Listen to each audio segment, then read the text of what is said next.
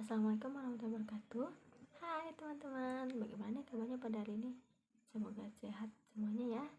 Perkenalkan, nama saya Selidia Mawati dengan NIM 22109132200021. Saya merupakan salah satu mahasiswi dari Prodi Ilmu Keperawatan angkatan 2022 Fakultas Kedokteran Universitas Lambung Mangkurat. Dalam video kali ini saya ingin membahas tentang salah satu penyakit yang pernah bahkan kita jumpai di lingkungan sekitar kita, yaitu penyakit demam berdarah dengue. Kita sih biasa nyingkatnya sebagai penyakit DBD. Adapun yang akan kita bahas itu pertama, pengertian penyakit DBD, dua, faktor-faktor penyebab penyakit DBD, yang ketiga, gejala penyakit DBD, yang keempat, penanganan dan pengobatan penyakit DBD, dan yang terakhir adalah pencegahan penyakit DBD. Penyakit DBD ini sendiri pertama kali ditemukan di Indonesia pada tahun 1984 di Jakarta dan di Surabaya menurut Kementerian Kesehatan Republik Indonesia tahun 2011. Jadi kita harus tahu nih apa itu penyakit DBD. Walaupun mungkin beberapa di antara kalian udah tahu apa itu penyakit DBD. Penyakit DBD ini adalah penyakit demam berdarah dengue yang berasal dari virus dengue yang dibawa oleh nyamuk Aedes aegypti dan nyamuk Aedes albopictus. Kalian jangan sampai salah ya ngebedain antara nyamuk biasa dan nyamuk penyebab penyakit DBD. Nyamuk penyebab penyakit DBD ini ukurannya lebih kecil dan memiliki belang putih di sekujur tubuhnya. Jadi kalau misalkan gigit nyamuk, jangan langsung beranggapan bahwa kalian terkena penyakit DBD ya. Nah, yang kedua, kita akan membahas tentang faktor-faktor penyebab penyakit DBD.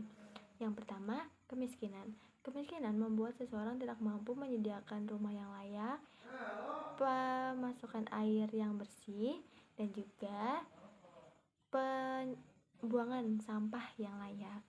Yang kedua adalah curah hujan yang tinggi. Curah hujan yang tinggi menyebabkan genangan air itu juga banyak, sehingga nyamuk dapat berkembang biak di situ.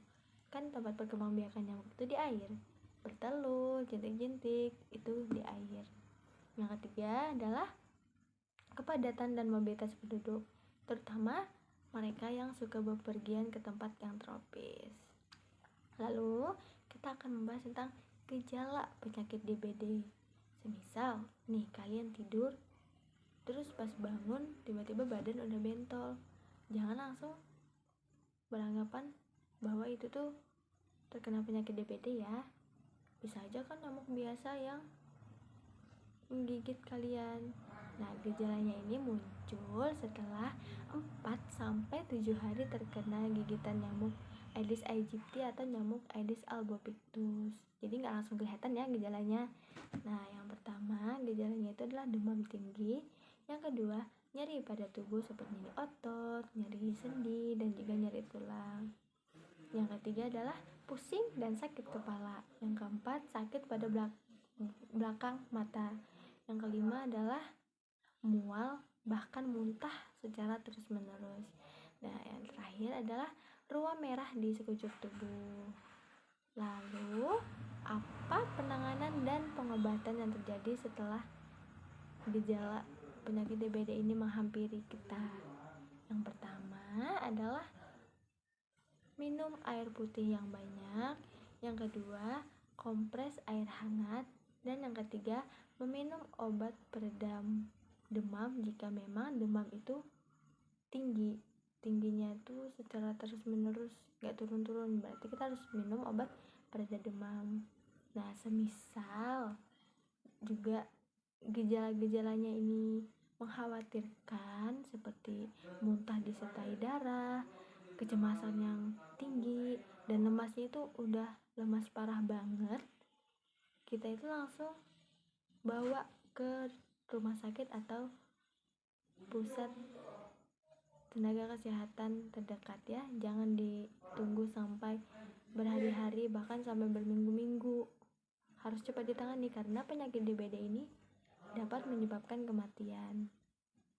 Kalian sering kan mendengar semboyan lebih baik mencegah daripada mengobati. Nah, sekarang kita akan membahas tentang pencegahan penyakit DBD. Pencegahannya ini lebih murah loh daripada mengobati penyakit DBD. Makanya jangan malas untuk melakukan hal yang akan saya jelaskan ini ya. Yang pertama adalah memasang kelambu di sekitar tempat tidur atau juga di jendela. Terus yang kedua, rajin-rajin memakai krim atau lotion anti nyamuk terutama di pagi hari dan di sore hari, karena nyamuk penyebab DBD ini beroperasi pada antara jam 6 sampai jam 8 serta antara jam 3 sampai jam 5 sore. Nah, terus yang ketiga adalah melakukan 3M. Menguras, menutup, dan juga mengubur.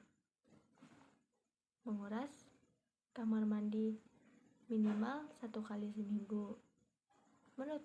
Menutup genangan air seperti drum, kendi yang dapat memicu perkembangbiakan nyamuk. Yang ketiga adalah mengubur sampah yang sudah tidak terpakai lagi. Tapi kalau misalnya sampahnya itu tidak bisa terurai di tanah seperti plastik, maka menguburnya ini kita ganti sebagai mendaur ulang. Banyaklah kerajinan tangan yang dapat dihasilkan dari mendaur ulang sampah plastik ini seperti tas atau gantungan kunci. Banyak deh pokoknya. Terus yang terakhir adalah tidak menggantung baju atau pakaian terlalu lama. Kalau bisa, misalnya udah kering, langsung dilipat lalu diletakkan di lemari. Kenapa? Karena nyamuk itu kan suka di tempat yang lembab. Kalau kita kelamaan menggantung baju, maka nyamuk bakalan banyak tinggal di situ karena tempatnya lembab.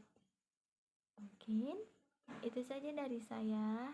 Mohon maaf jika ada kesalahan kata atau pengucapan.